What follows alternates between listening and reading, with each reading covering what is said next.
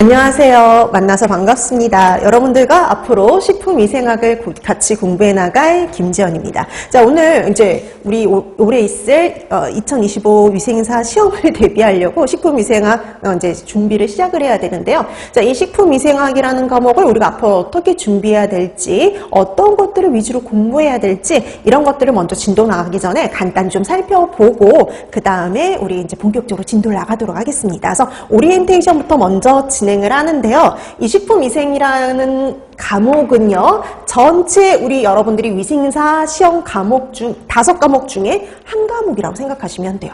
여러분 뭐 위생사 시험은 총 3교시로 구성된 건 알고 계시죠? 그래서 1교시, 2교시, 3교시 중에 식품위생은 여기 2교시에 들어있습니다. 근데 여기만 들어가 있는 게 아니에요. 어디에도 들어가 있냐면 실기에도 포함이 되어 있다라고 보시면 돼요.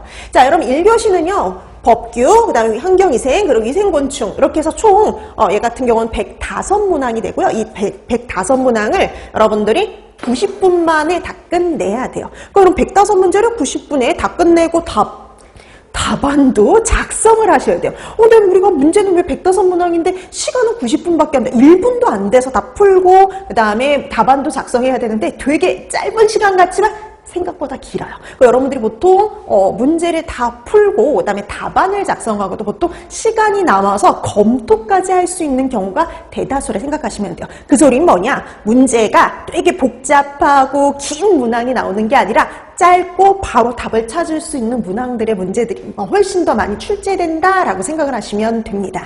네, 공중보건하고 그다음에 식품위생 묶여서 2교시입니다. 그래서 이 두 과목은 합치면 이제 75문항이고요. 이 75문항을 65분 만에 풀고 답안을 작성하는데 이것도 충분해요. 그래서 충분히 여러분들이 문제 풀고 답안 작성까지 하는데 충분한 시간이다라고 보시면 되는데 여러분 이 1교시하고 2교시는 우리가 보통 필기라고 얘기를 해요. 필기. 자, 그래서 이런 필기 먼저 합격을 해야지 여러분들이 실기를 보는데 그게 아니라 그날 하루에 필기, 실기 시험을 다 보지만 필기 먼저 합격을 해야지 실기 점수가 매겨진다라고 보시면 돼서 필기에서 벌써 떨어지게 되면요. 실기 점수는 아예 매기지도 않습니다. 자, 그럼 여러분 필기 같은 경우 우선 모든 과목이 과락 과목이에요. 모든 과목이 과락으로요. 얘네들은 다 40% 이상은 맞아야 돼요. 40% 이상을 맞아야지만 합격을 합니다. 그래서 최소 40%예요. 최소 가장 적게 맞았을 때 최소로 맞았을 때 40% 이상이 돼야 되는데 그래서 뭐 예를 들어서 뭐 위생학계 법규는 25문제니까 40% 10점이 안 되면요 탈락이다라고 보시면 돼요. 그러니까 9점부터는 탈락이에요.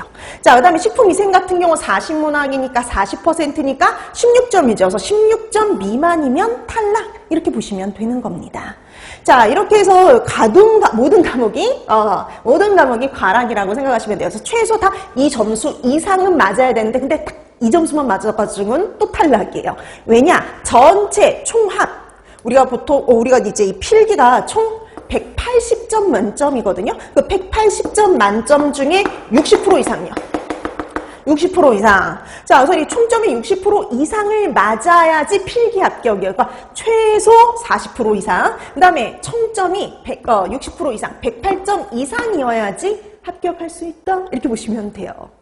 자, 그럼 이제 이 필기 합격자에 한해서 이제 우리가 실기 점수가 매겨지는데 실기는 40문항이고요. 그럼 실기에는요, 3과목이 포함이 되어 있어요. 실기에 포함되는 3과목이 뭐냐면은요, 요 3과목입니다. 하나는 환경위생학, 그리고 위생곤충, 그리고 식품위생이어서 식품위생도요, 실기의 문제가 포함되어 있어요. 그래서 이 실기시험은 환경위생, 위생곤충, 식품위생 3과목으로 구성되어 있다라고 보시면 되고요. 3과목 40문항, 40점 만점입니다. 자, 얘도 과락이잖아요. 근데 우리 아까 총점이 어땠어요? 총점이 60% 이상이어야지 합격이었죠. 얘는 40%가 아니라 얘도 마찬가지 60% 이상이어야지 합격이에요. 그러니까 40문제 중에 60%면요.